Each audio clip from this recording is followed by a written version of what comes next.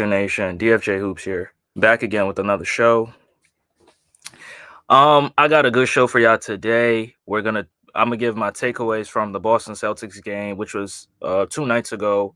We're gonna talk about VJ Edgecombe's shooting slumps as well, and then we also have a Paul George update. So we're gonna talk about all of this on DFJ Hoops. But as y'all come in, please make sure to smash the like button, subscribe to the channel, and also don't forget to hit the bell notification icon too. So salute to my guy BJ in the building, Boston Jubilee.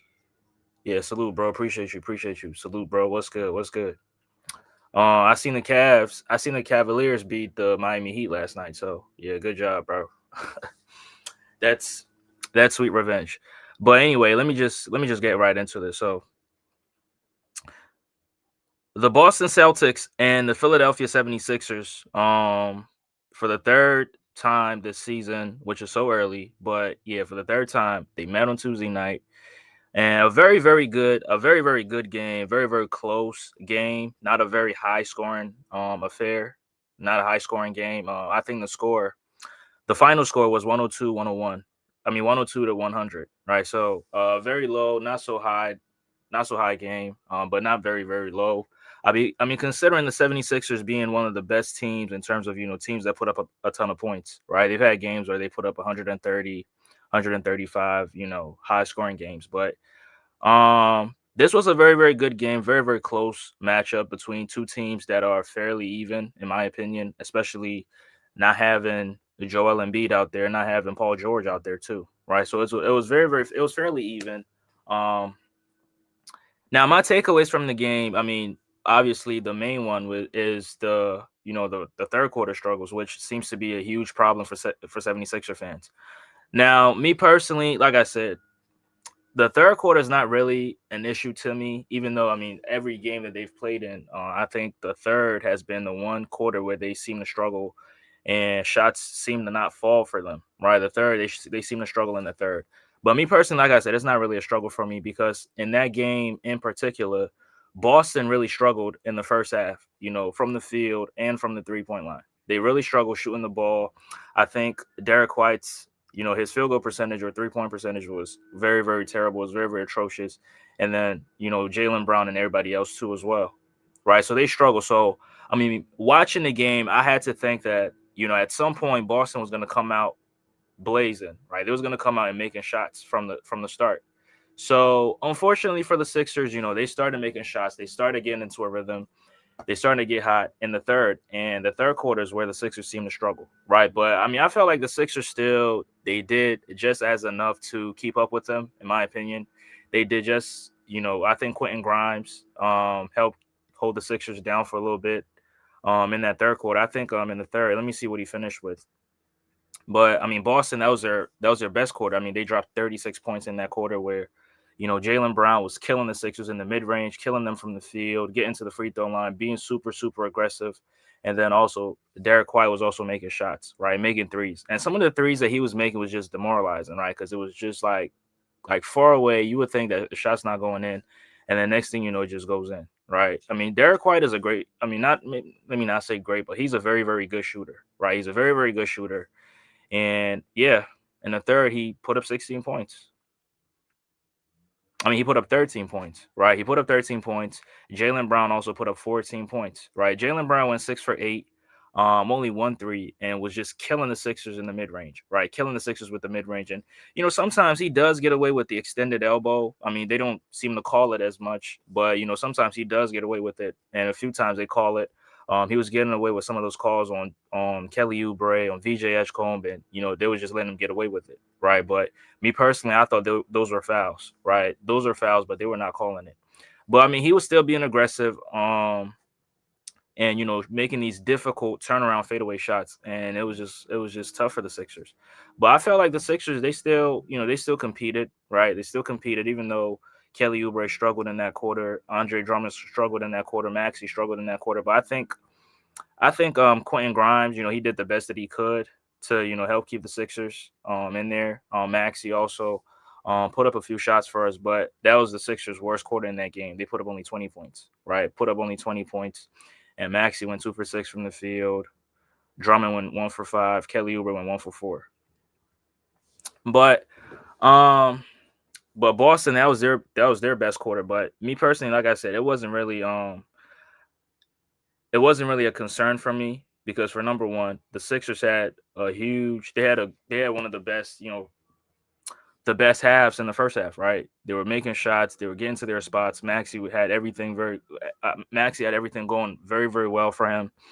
And everybody else had shots falling, right? VJ Edgecombe, I think, made a three in the second quarter. And I'm gonna get to VJ Edgecombe in a few minutes here. He made a three. Justin Edwards started to cook in the second quarter, making like three threes in that quarter. And I was very, very happy about that because the Sixers typically play Maxey a ton of minutes, but when they had those lineups in there and Maxey was not on the floor, the Sixers were able to make shots when it mattered, right? And with them making shots when it mattered, it didn't really push Nick Nurse to put Maxey out there because the Sixers were able to generate offense, right? It was just in the third where everything seemed to go, downhill for them, and Maxey was having very, very difficulties, making shots, getting to his spots, or even making plays because he had Jordan Walsh on him. Now, Jordan Walsh is a very, very, very good defender, right? He's 6'7", 6'8", tall, athletic. He can move his feet. He's very, very disciplined and was making things very, very difficult for Maxey. Like Maxey, looking at his field goal percentage, I think he really struggled. He did struggle in that game because they were playing some good defense on him, right? They were playing some good defense on him and not making things very, very easy for him. But, Maxey being very, very crafty, being very, very fast and, very, very quick, sometimes he was able to get past them, utilizing the screens and then getting into the mid-range and, shooting the floater or sometimes making plays to his other teammates. But Maxey really struggled in that quarter, right? In the whole game, he did struggle, especially in that second half. So, you got to give credit to Jordan Walsh for playing very, very good defense. But like I said, the third quarter should not be a concern for Sixer fans. Me personally, it's not. Even though they struggle, they won the other three quarters, right? They won the other three, and they seem to they lost. They only lost in one of them, right? And they ended up winning the game, but. I'm not gonna go to the third and then talk about things that happened in the third when most of the games are coming down to the wire. Most of the games are close games in the clutch, and most of the time the Sixers are not executing properly. They're not executing smartly in the clutch. That's where my concern will be, and not in the third quarter. So, but nonetheless, great performances from these two teams. I think Boston was trying to get a 500 record, and then the Sixers were looking to bounce back from the Detroit Pistons loss. So the Sixers were able to get it, but Boston was not able to, they was not able to get the win. So a great team victory for the Sixers as they tried to keep afloat without their two best players, right? Without Paul George and Joel Embiid. So great team performance. Now, speaking of, the Sixers, I think Trendon Watford, after the triple-double against the Toronto Raptors, he's been struggling very, very – he struggled against the Detroit Pistons, and he struggled against the Boston Celtics. Now, I believe – now, people are going to call me crazy. People are going to tell me that I'm reaching or whatever, but I don't care. I believe that Joel Embiid, comparing him to Ben Simmons, is why he's playing terrible.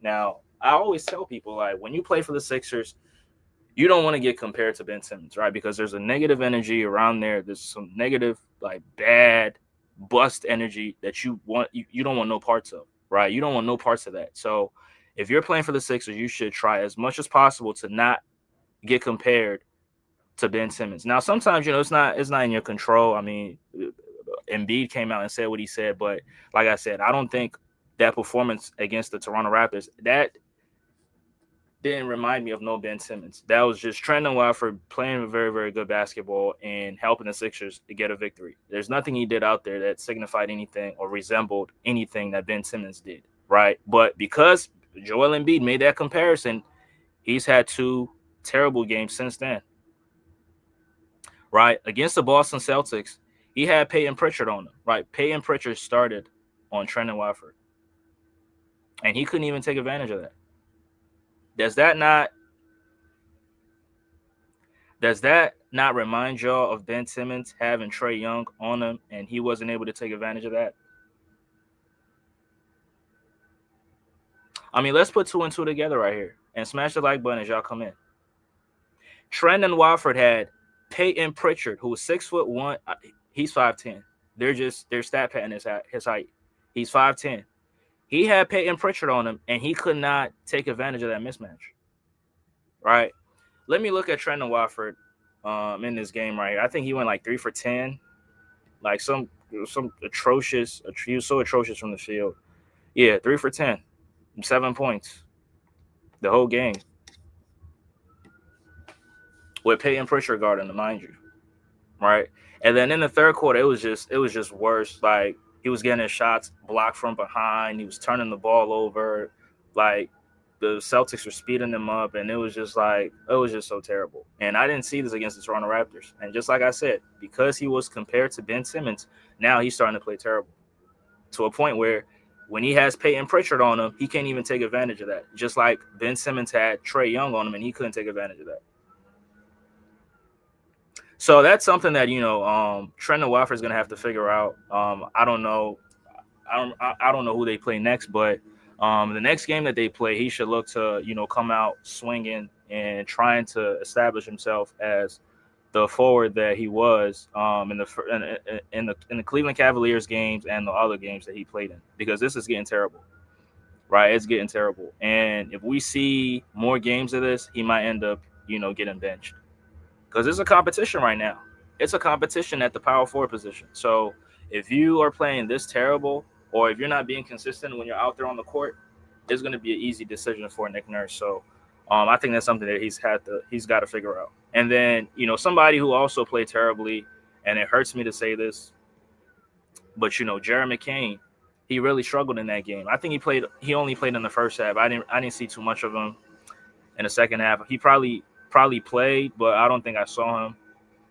But I just saw the news that he was assigned to the G League, right? I think that could be beneficial in multitude of ways, because for number one, he needs to get reps, right? He needs to get reps. He needs to get into a rhythm, and the G League is very, very perfect for him, right? I mean, he's a second-year player. The G League guys are, made up of, younger guys or old veterans that are trying to get back to the NBA. So I think he'll fit right with them, and he can get some playing time under his belt, and then come to the Sixers and hopefully, replicate something from the G League, right? Because with the Sixers, like, the Sixers don't have enough time, right? They don't have enough time because you're dealing with injuries and you're out of rhythm. You haven't played since February or whatever. So playing on the G League team will be very, very, very, very helpful for him, right? It would be very, very helpful, and then he can come back in and be the player that he was before he got injured last season. So it's a good thing. Now, I know some people might think it's a negative thing, but I don't think it's negative. I don't see anything negative with that, because he's struggling with the Sixers. Right? He's struggling with the Sixers, and, being assigned to the G League, that could really help him in a huge way. So, but, he played terrible, but like I said, I'm not even going to give him any blame for it, because number one, he's not in rhythm, and number two, he hasn't played in such a long time. So you can't even blame him for that. So, but that's that. But, moving on, I think other guys, had great games. I think Quentin Grimes had a great performance. I mean, let me not say great, good performance. Even though the Sixers struggled in the third, he was able to hit that buzzer beating. He was able to beat the buzzer heading into the fourth, giving the Sixers some level of momentum heading into the fourth. So got to give him credit for that. And then also, he was also trying to make things happen in that third. Even though the Sixers struggled, right? Even though they struggled, he was still trying to make things happen. Being a huge problem for the Boston Celtics defense. Right? So you got to give it to him. And other guys also had good games. Now, Maxey finished with 21, 22 points. But, I mean, he was very, very horrendous from the field.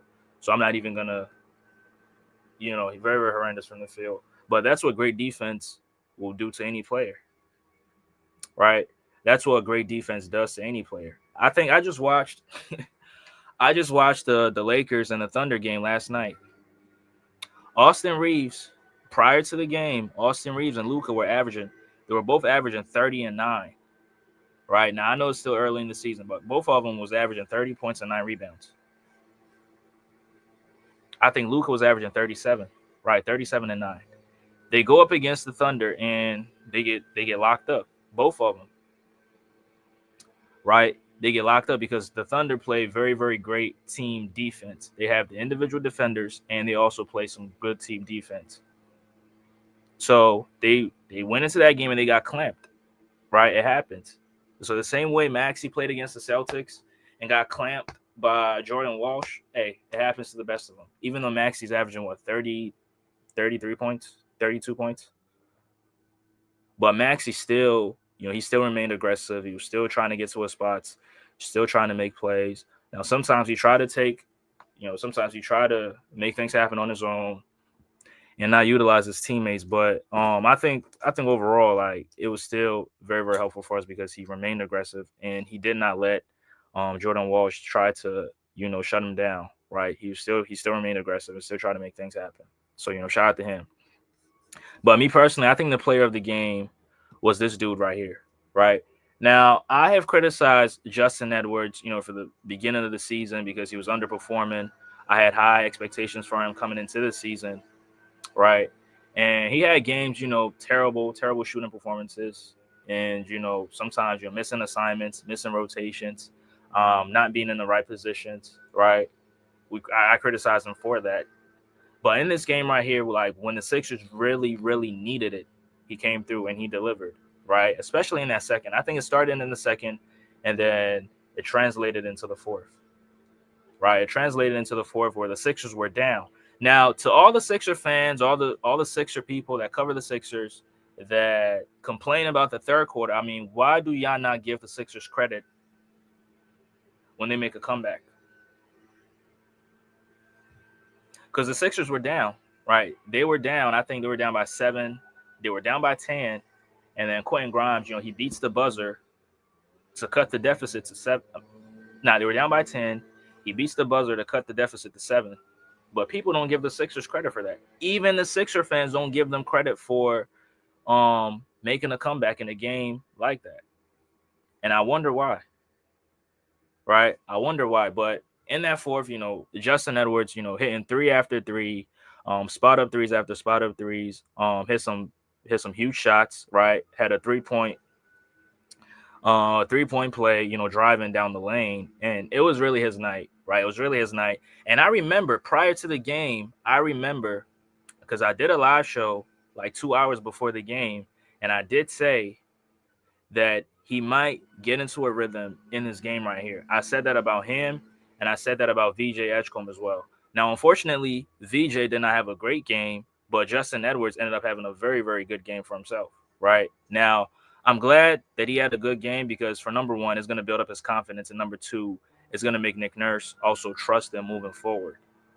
Because if you can deliver in situations like this, I can trust you moving forward. Now, it don't mean that you're not going to have a bad game down the line. I mean, you might have a terrible shooting night down the line, but it's games like this where you earn the trust of your head coaches. And I'm so glad that in this game right here, Justin Edwards was able to come through, was able to deliver, and the Sixers ultimately won this game. Because without him, I don't think the Sixers win. Right? Without Justin Edwards, the Sixers do not win this game. And smash the like button as y'all come in. Appreciate y'all for tuning in. Appreciate y'all. Make sure you smash that like button. Without Justin Edwards, they don't win. Right? Justin Edwards, Quentin Grimes, without those guys, they don't win. And then also shout out to Andre Drummond. Drummond also held it down for us, getting those rebounds for us, being the big man down low, pause if necessary, and also, being a big, just being a big body down there, right? Now, if the Sixers had a competent center and brought Andre Drummond off the bench, that'd be very, very perfect for us, right? Now, I heard somebody make a point or make a take that the Sixers need a Khalil Ware or a Jalen Duren type center as the starting center. Now, that could be very, very beneficial, right? Because you have a very, very mobile center that's, very, very athletic, can grab rebounds, and can also give you something offensively. That can really help the Sixers in the absence of Joel Embiid, because Embiid is injured. Embiid is in and out the lineups. Embiid is not playing a lot of games for us, right? So we could definitely utilize a Jalen Duren or a Khalil Ware, a 6'10", 6'11" forward, highly athletic, that can grab you rebounds. But what Andre Drummond is giving us, I think, is very, very perfect. The Sixers really need this. In the absence of, Embiid, hopefully Embiid can come back. I mean, who knows what level he's going to play at when he comes back. But I think Andre Drummond is just he's giving the Sixers what they absolutely need, 100%, right? And he ended up giving you a double in this game, helping us in the clutch as well. Securing rebounds, also, you know, making Keta, I think that's his name, the center for the Celtics, making him work on the glass too. Right, Keta finished with 8 points and 10 rebounds, and Andre Drummond finished with 14 points and 13 rebounds. Right, so he finished with a double. He gave you what you needed. Right, he dominated on the glass and then also gave you something offensively. Right, he gave you something offensively. So I think that was very, very, the Sixers really needed that. Kelly Oubre finished with 12 points and 7 rebounds. Now, Kelly Oubre ended up, hitting the game-winning, it was a putback, right? The game-winning layup, game-winning putback, however you want to call it. And it was funny because he was waiting for his teammates to, come celebrate with him, and nobody went to him. Right, it was so funny because he was like, "Where are my teammates?" And then he saw VJ Edgecombe standing right next to him. Edgecombe dapped him up, and then the Celtics got to call time to draw up a play to help at least win the game or send it to overtime. Right, but I think Kelly was solid in this game. The defense was there, but Jaylen Brown was just hitting tough shots, and then sometimes it was just nothing that he could do because Jaylen Brown is stiff arming him. Right, extending his arm all the way out, and the officials are not calling the offensive fouls, right? But the defense was there. He also he gave you 12 points. Like I said, Kelly has been playing very, very well to start off the season. Can he sustain this in the long term? I don't know, but I mean, I think you can cherish the effort that he plays with. He doesn't take plays off. And he's gonna give you 100% effort every time he steps out there on the floor. Right. So yeah, that was very, very helpful for us. And then also VJ Edgecombe. Now I'm gonna focus on Edgecombe in a very few minutes here. Edgecombe really struggled in this game. Or let me go to somebody else. Right, let me go to somebody else. Or you know what? Let's just pivot. Right, I'm gonna just pivot. But great team victory. Hopefully it carries over into the next game that they play. Switching gears, let's talk about the third overall pick in the 2025 draft, VJ Edgecombe. Now, VJ, had a good start to his NBA career, 34 points, and had some good performances after that. But in these last few games, he has been struggling, especially from the field. Especially from the field, from the 3-point line, it's just been horrendous, right? Now, whether it's a confidence thing or whether it's the pro game getting to him, like he's really struggling, right? Against the Celtics, in 35 minutes, 2 for 11 from the field, 2 for 6 from the 3-point line, ends up scoring 6 points. Now, one of the threes was in the second quarter, and then the other 3 was in the fourth. Now, that 3, the Sixers really, really, they desperately needed that 3 to drop because they were down and they were trying to make a comeback, right? They were down in the game and they made a comeback. Now, when he shot the 3, right, it bounced on the rim like that Halliburton shot against the Knicks in Game 1 in the Eastern Conference Finals last season. It bounced on the rim, it went up, and then it dropped through. Now, when he made that shot, he let out all emotions, and you could see how badly he wanted that 3 to go in, right? And one thing I love about Edgecombe is that even though he wasn't making shots, like when he was getting those open looks, he was still shooting them, right? He was still letting them up. He was still shooting them. He shot 6 threes in the game, right? He shot 6 threes. Only got 2 of them to drop, right? Really struggling in this game. And sometimes, he's driving to the lane, but, he's not able to convert his layups as well. Now, one thing you can appreciate, like I said, is him being aggressive, right? Him being aggressive and him still putting up shots, right? You should definitely appreciate it because even though it's not falling, like he's still willing to take those shots, right? He's still willing to take those shots. And sometimes, it only takes one to get into a rhythm, right? It only takes one. Like the first game against the Celtics, right? He made a layup and then continued to miss his next 2 or 3 shots. But then he made 1 3 and then it was game over, right? Once that 3 dropped, he felt so confident, right? Taking the defense over, taking them to the basket, shooting threes, getting to his mid-range, and then, completely dominating the Celtics. Right. So the offense has been a struggle for him. Now I think he's gonna break out of it. When is he gonna break out of it? I don't know. But I think it's gonna be sooner than people expect. But in the game, Nick Nurse still had him out there in the fourth quarter. Right. He had him in the fourth.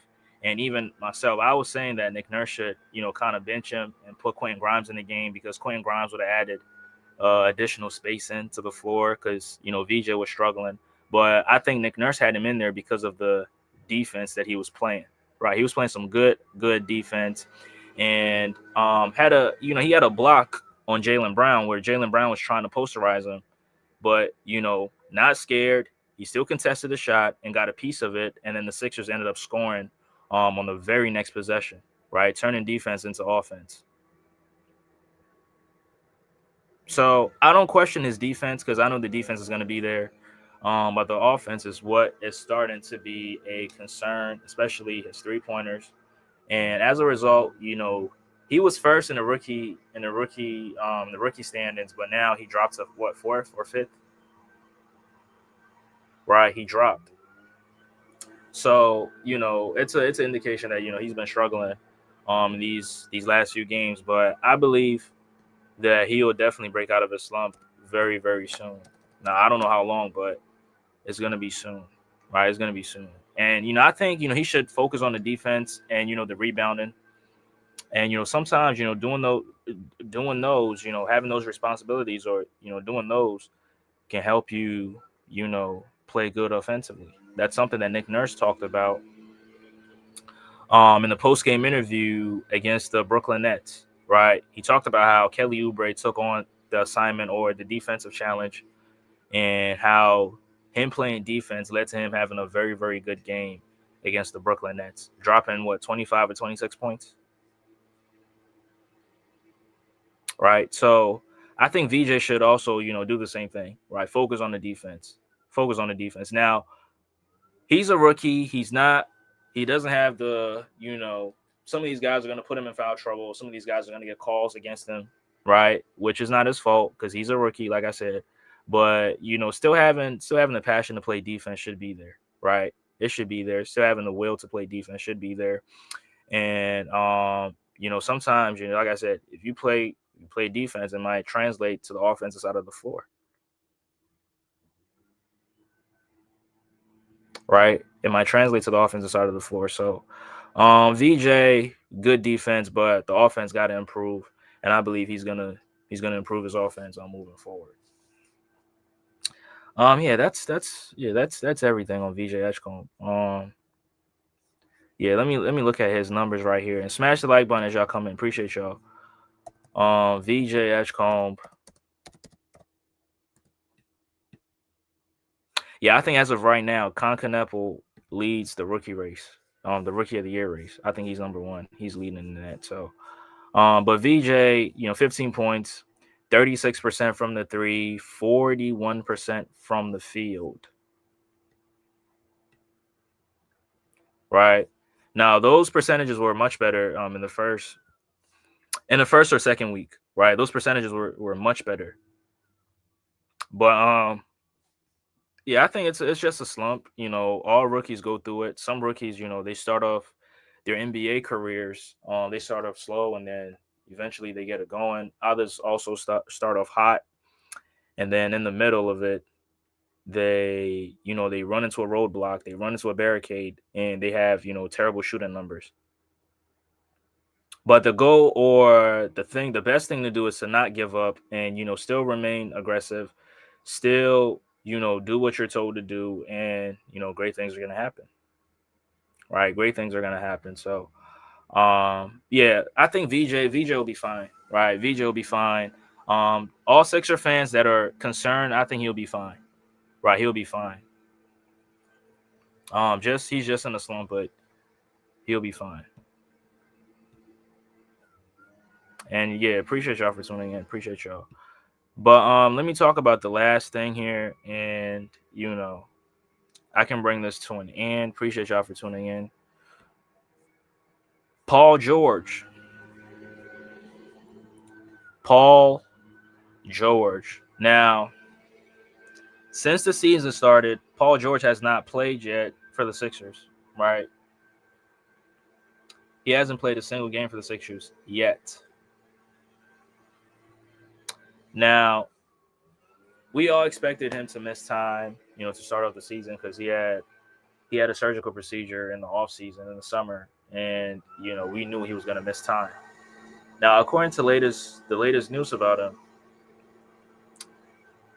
he has been checking a lot of boxes to make his return. Right, he's been checking a lot of boxes, and he will be making his return or his debut for the 25-26 season in no time. Now, Paul George, I've been following him.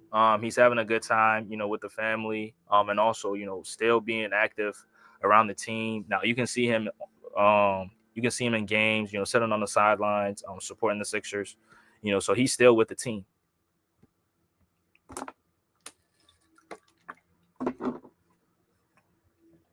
Right, he's still with the team. He's still active with the team. Involved with them heavily, even though he's not playing.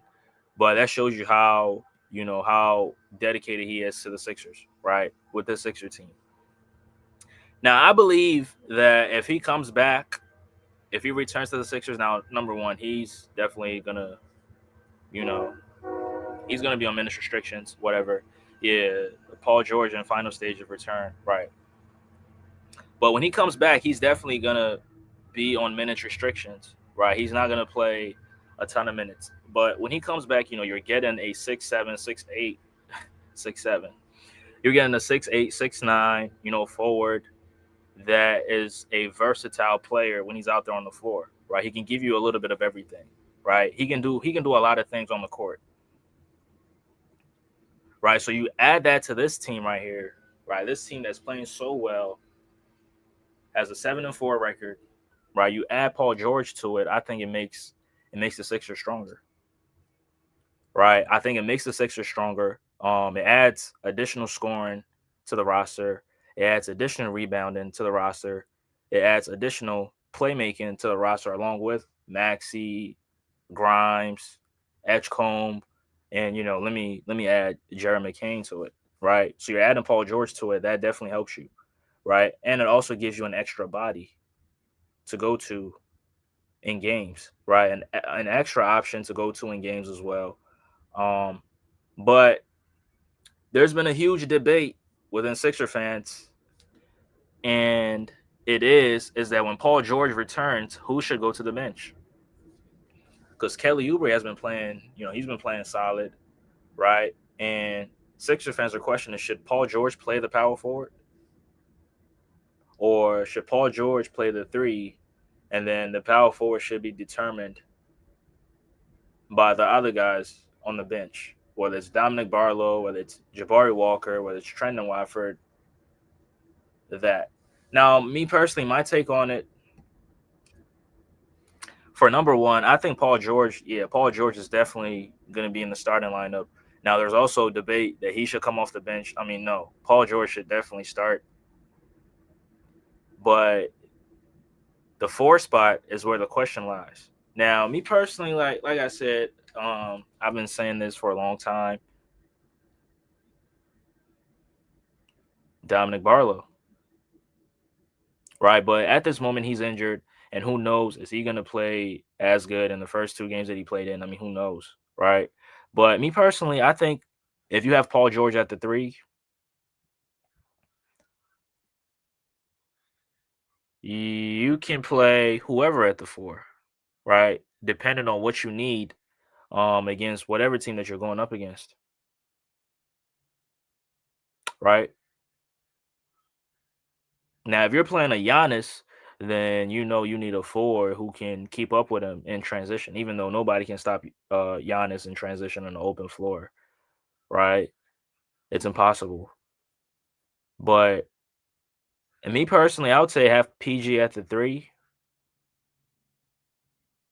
and then have Jabari Walker or Dominic Barlow at the 4 and then bring Kelly Oubre off the bench.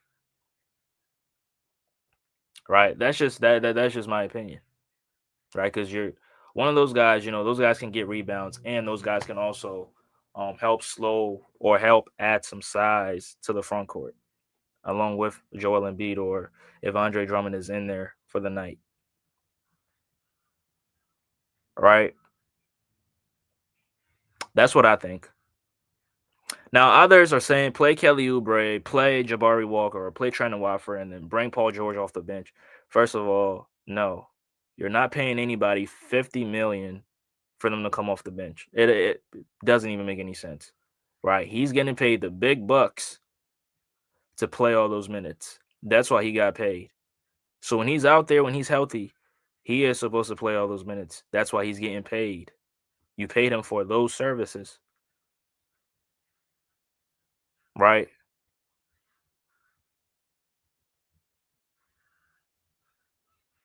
And that helps the Sixers. It helps the lineup, right? You have Paul George, you have let's say a Jabari Walker, and then you have Joel Embiid. That really helps us, right? The only question that you would have for that is, number one, can Jabari Walker play defense consistently? Which I don't believe he can, right? I don't believe he can, maintain that level of consistency. But sometimes you give up something to get something, right? Especially at the highest level, right? You give up something to get something. So with Kelly playing as good as he's playing, if Kelly can play the 4, we go ahead, right? Have Paul George and have Kelly, right? Now, to be honest with you, I mean they play the NBA today is positionless, right? So it doesn't really matter who has defined roles like it was back in the day that this player's playing the point, that player's the 2 guard, this the 4, he's the 3, and this dude is the 5. Right. In today's game, like anybody can play wherever, right? Because it's positionless. But I still believe that, the roles have to be defined. Even though it's positionless, the roles have to be defined. Right. So can Paul George play the 4? I think against certain teams, yeah, he can, but not against all teams. Right? Not against all teams. Like against the Bucks, you can't expect Paul George to start guarding Giannis. It's just not possible. Right? For number one, he's dealing with a knee injury. Right? And those knees cannot keep up with Giannis in transition. I'm sorry. Right? I'm sorry. It can't happen. No. But when you go up against a team like I don't want to mention any teams, but some of these teams that are playing, 6'7", 6'8", 6'9" guys at the power forward position. Yeah, Paul George can, start or play the power forward against those teams. Right? Against the Cleveland Cavaliers, no. Right? But against certain teams, yeah, it might work. Who knows?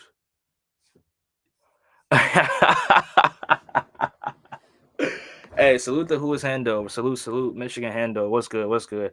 He says trade PG as soon as possible. Hey, if they could, they probably would have.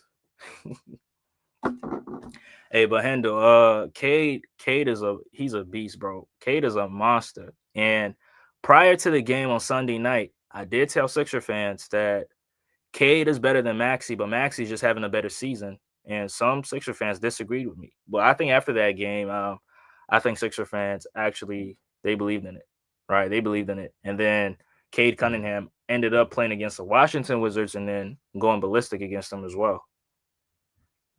I think he put up like 45 shots, but from what I was told, the Pistons were missing a lot of players, so he was supposed to take all those shots. But Cade Cunningham, he balling, bro. He balling. Yeah, he says our G League team beat the Bulls. Yeah, Detroit. Yeah, Detroit hooping, bro. They playing good basketball. Edgecombe hitting that rookie. Yeah, he is. He is, but I think one good thing, he's still being aggressive. Like the defense is still there, but offensively, he's still being aggressive. He's still taking the shots, even though he's missing them, but he's still remaining aggressive. So I think that's a good thing. Yeah, we was down 7 guys. Yeah. He was supposed to take all those shots. Oh, we played Detroit again? Oh shit. Hold on. Yeah, we gotta get our get back, bro. Cause that game came down to the wire and Cade Cunningham just put the Pistons on his back and they ended up winning the game. And he ended up having a huge dunk on Andre Drummond. Oh, okay. 7:30 Friday night. Oh, in Detroit. Okay. Okay. Yeah, the Sixers got to win this one. Yeah, we need to beat y'all, bro. I'm sorry. We got to beat y'all, bro. Yeah, he says I like him. D Wade vibes. 77 tough. Yeah, hell yeah. Yeah, that was crazy. That was crazy. And Cade Cunningham was just destroying our defense, right? Because he was drawing two, right? And the Sixers have this habit where when they put two on the ball, once the ball handler gives it up, they don't recover. And they just watch it 4-on-3. Because when you put two on the ball, somebody's gonna be open. So the two guys, after they go in for the double team or for the trap, they just stand there and watch the other guys scramble on defense. And that hurt us, right? Certain possessions, like he was drawing three to the ball. Like that's gravity. I don't think Maxey in no pick and roll setting will Maxey draw three guys to him. I don't see that happening. You only need two guys. You only need two guys. But Cade was drawing Kelly Oubre, he was drawing Drummond, and he was drawing a third defender just to get the ball out of his hands. All right, that's crazy. But I think in this era, when you give players props, you're glazing, you're this, you're that. But I mean, when somebody's playing good, just give them his props. I'm not a Pistons fan, but I can acknowledge Cade Cunningham playing well, playing good basketball, right? And even you can even make an argument that he's the best guard in the Eastern Conference as of right now. I mean, I don't know if your arguments is going to be strong against a Donovan Mitchell, because I think Donovan Mitchell is, but I think Cade Cunningham definitely has an argument. Yeah, I think he does. He does have an argument.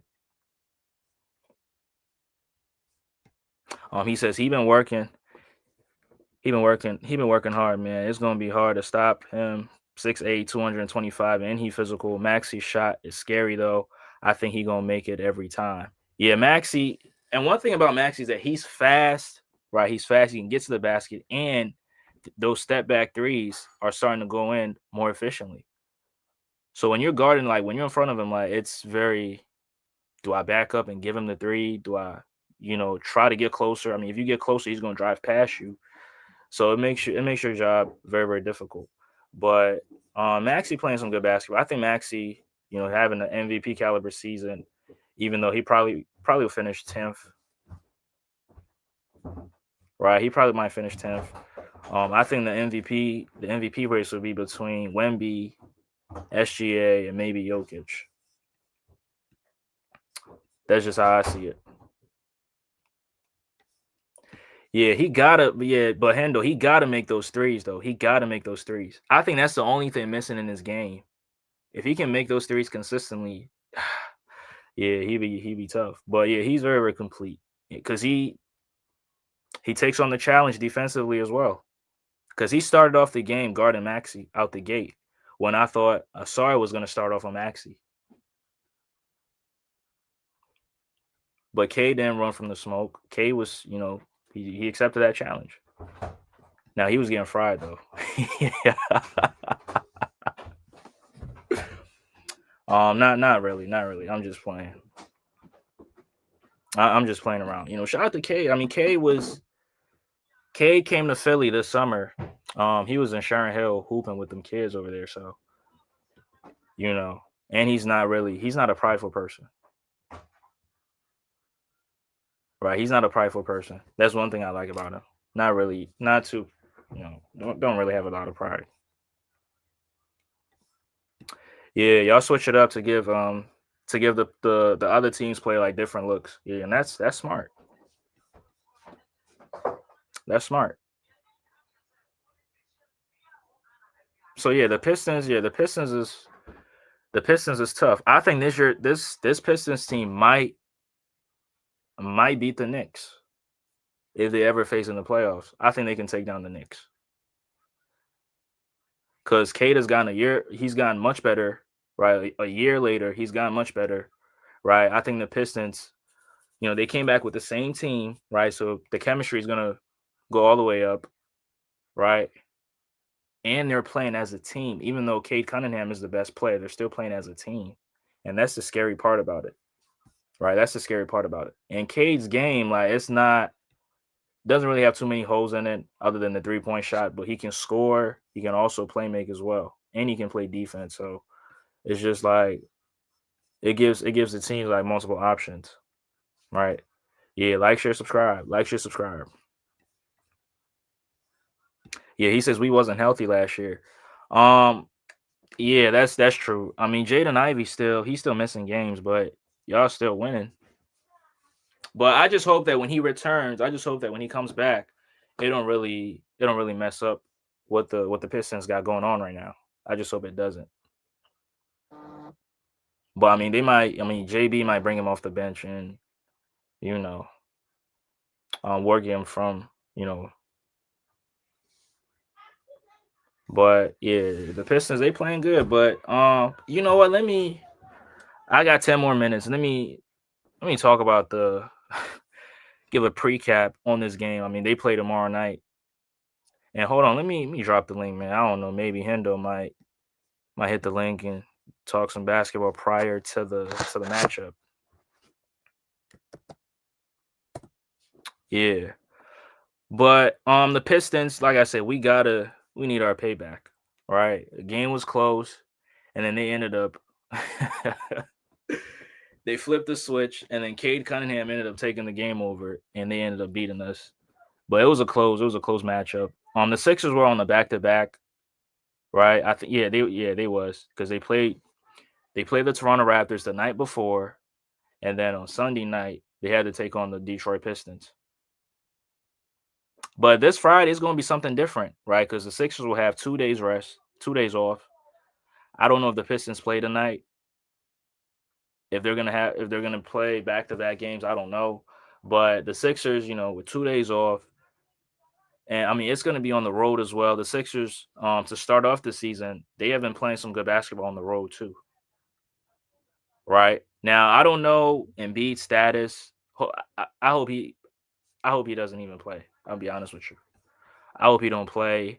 And when he's not out there, like the Sixers are able to play freely. But when he's out there too, the Sixers offense it gets much better. Right? Maxey has, additional space to work with. And he has somebody to play the two-man game with as well. But, I think this would be a very, very good, very, very good game, right? Because the Sixers will try to get their payback, right? Because the game last time was very, very close. But looking at the Pistons, so first of all, the Pistons are on a winning streak, right? They've won 8 in a row. So the Pistons do not play tonight. The next game is against the 76ers at home. So It'll be a very very good matchup. Now, Tobias Harris, he missed the game the last time. Hopefully, he can play. All right. Hopefully, Tobias can get out there and play, and hopefully, the 7 guys that was out, um, when they play the Washington Wizards, hopefully, they get most of them back when they play us, because we want to beat them at full strength. Right. We want to beat them at full strength. We don't want no excuses. Right. When you beat a team when they're fully healthy, that's much better.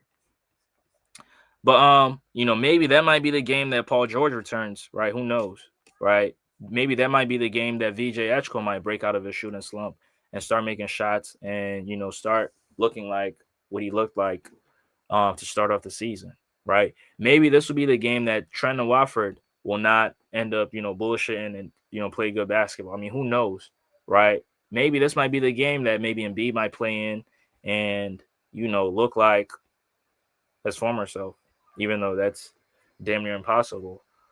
But I think a victory against the Pistons would do so much for the Sixers, right? It would do so much for the Sixers.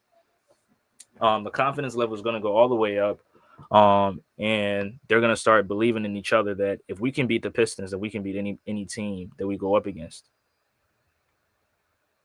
right? So snapping that eight game winning streak, that would do a lot for the Sixers, for the confidence, for the team, for the coaching staff. Like, it would do a lot for us. Right. Now, even if they lose in that game, I don't think it's gonna really mess up anything because okay, we just lost one. Let's go on another winning streak. Right. Let's go on another winning streak. I think that's how they gonna look at it. Right.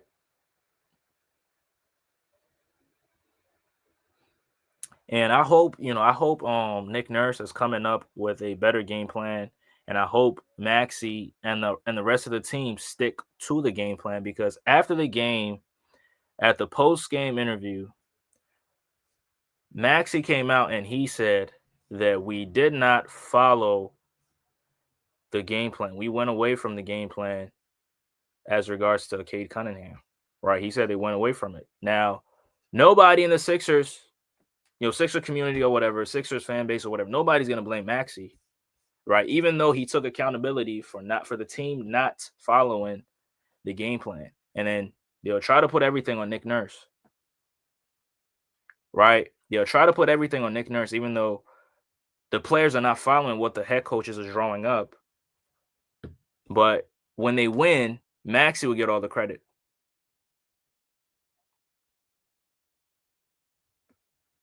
So I'm saying all of this to say that if you cover the Sixers, like, you got to be fair. You got to give criticism, to whoever. When the best play, like when the team wins, the best player gets all the credit. When they lose, the best player has to get, he has to get the blame. Give him some of the blame, and not just try to put everything on the head coach, right? Because the head coach can only do so much. So yeah. But against the Pistons, yeah, like I said, I got the Sixers winning. Now, I did say that they were going to beat the Pistons on Sunday. Now, I ended up being wrong. Okay, that's fine. I take accountability for that, even though it was a prediction. I believe that the Sixers are going to win against the Pistons on Friday night because they have 2 days of rest, right? The first matchup, they were coming off a back-to-back. Now, it's not an excuse, right? It's not an excuse, but having 2 days of rest is much better than not having any rest at all, right? Or, I mean, any rest in between games, right? So that's number one. Number two, Maxey, Edgecombe, and Trendon Watford are going to look to have better games against the Pistons, right? Because Trendon Watford, he struggled against the Pistons, right? He struggled against the Pistons. So this will be the game where he looks to, get into a rhythm and erase everything that's happened in the last two games, or maybe 3 games or whatever. Right? Now, number 3, VJ Edgecombe.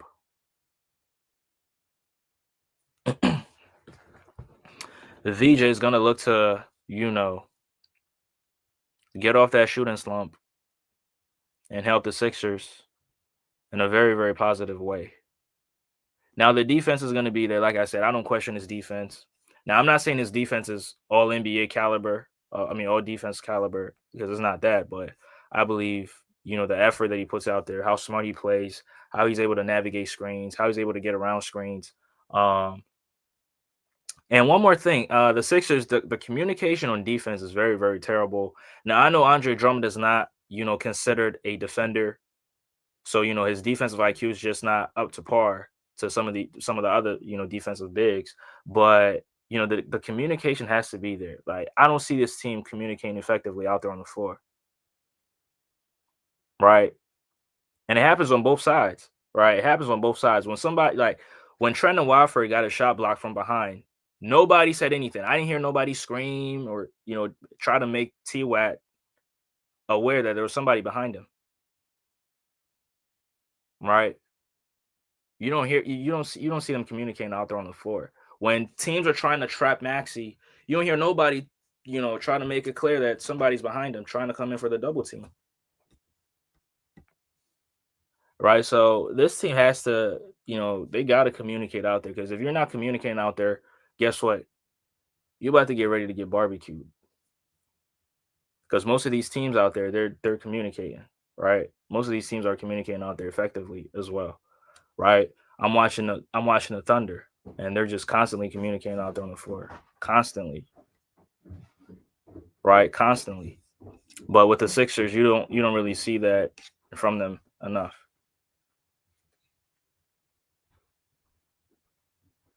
right? So yeah. And then I mean, Paul George might return. I mean, who knows? He's day to day. Embiid is day to day. Who knows if Embiid is gonna play? I mean, even if Embiid plays, it's gonna slow down the Sixers because he's playing at a slower pace. Not going at 100%. So, and he's gonna have difficulties with Jalen Duren, right? He's gonna have difficulties with Jalen Duren, and Jalen Duren is also improving. Shout out to him. Shout out to Jalen Duren playing good basketball as a big, not shooting any threes, just being a big body down low, bullying, bullying, and taking advantage of mismatches in the post, right? Working effectively off those screens with Kate Cunningham and, finding those easy opportunities, roll into the basket, cut into the basket. And, sometimes these teams are not even tagging them. Like nobody's tagging the cutters, nobody's tagging the rollers. And sometimes he's also able to get offensive rebounds too. And, he goes up that way and gets his points, gets his production that way. Right. He's getting it out the mud. And I think he's in year 3, year 4. And, he's playing very, very good. Right, 19 points, 12 rebounds, shooting 65% from the field, 80% from the free throw line. That's what you need from your big, right? Now he's dealing with the ankle injury. He didn't play against the Chicago Bulls. Uh, damn, this sucks. But hopefully he can play against us. Hopefully he can play against the Sixers. Right. Hopefully he can play against the Sixers. And then with the Sixers, I didn't Bona. Hopefully, you see something, positive from him. He gets you a few blocks, but production wise, offensively, it's just not there. Right. But again, shout out to Justin Edwards. Um for that good performance against the Celtics. Quentin Grimes for holding it down in the fourth, right? Helping the Sixers, helping them fight and eventually taking the lead and then ultimately winning the game. Shout out to him. Shout out to Maxey too for, constantly being aggressive, even though he was going up against a difficult or a tough task ahead of him, with the defense and the length and athleticism of Jordan Walsh. He was still able to um he still remained aggressive, right? He didn't let that get in his way. And then also, VJ Edgecombe, hopefully he can break out of the shooting slump. against the Pistons, right? You just need one, right? You just need one, and or sometimes you need multiple. Who knows? Sometimes you need multiple. But if this will be the game that Paul George makes his return, hopefully, it can give the Sixers a boost out there to get this victory, right? Hopefully, right? Hopefully, it's something that we need. And then Jared McCain, hopefully, he can, get right back on track. I think it's gonna take a few. It's gonna take a few games for him. Some people only need one or two, but hopefully it's not. It's not a lot of games. And hopefully Joel Embiid can return, and we'll see where the Sixer team go from there. But a good team victory, like I said. Game number 11, right? They started off well. Hopefully this can continue for the rest of the game. So appreciate y'all for tuning in. Appreciate y'all. Salute to my guy BJ. Salute to who is Hendo. Y'all should definitely go check him out. Right, he does everything basketball. Right, he's a Pistons and a Warriors fan, but he does talk about other teams. So salute to him. Salute to y'all for tuning in. Appreciate y'all. Appreciate y'all for tuning in. I'm gonna catch you guys on the next one. Peace.